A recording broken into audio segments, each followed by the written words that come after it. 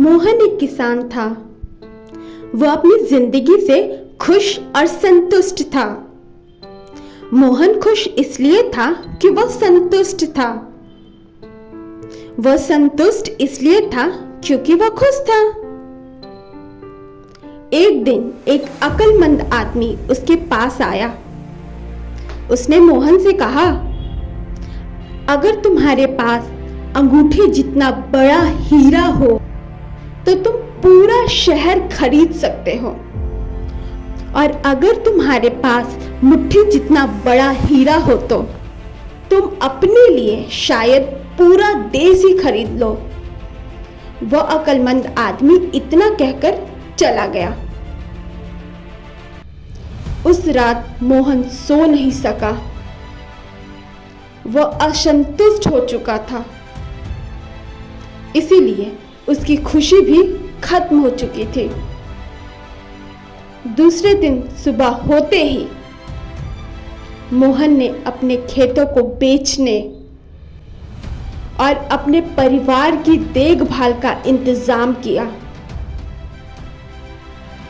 और हीरे खोजने के लिए रवाना हो गया। वह हीरो की खोज में पूरी दुनिया में भटकता रहा, पर उन्हें पा नहीं सका।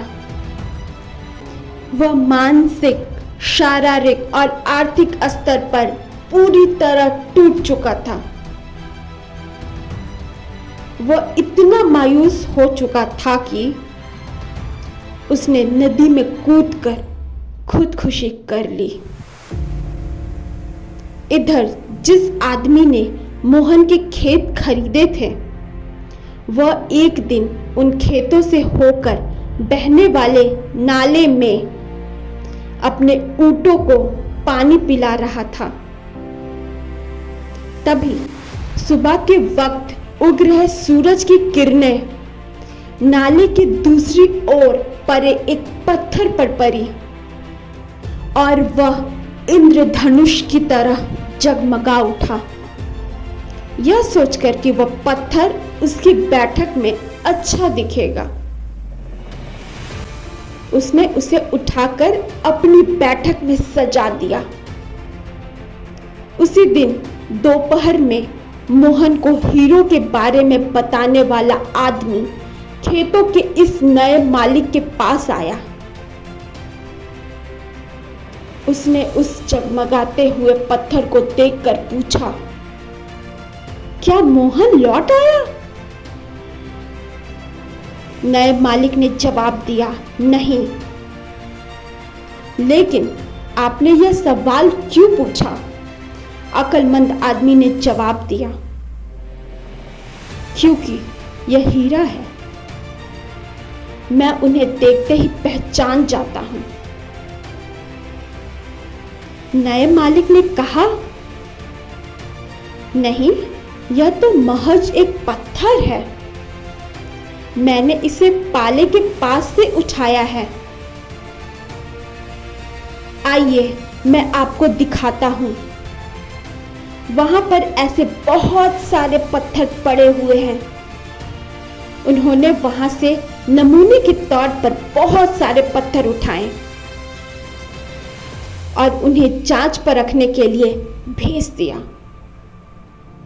वे पत्थर हीरे ही साबित हुए।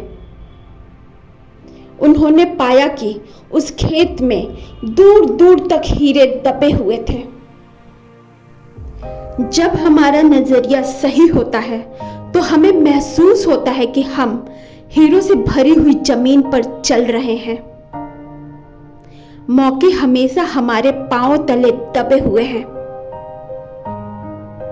हमें उनकी तलाश में कहीं जाने की जरूरत नहीं है।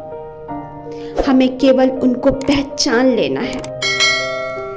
दूसरे के खेत की घास हमेशा हरी लगती है। जिन्हें मौके की पहचान नहीं होती, उन्हें मौके का खटखटाना शोर लगता है।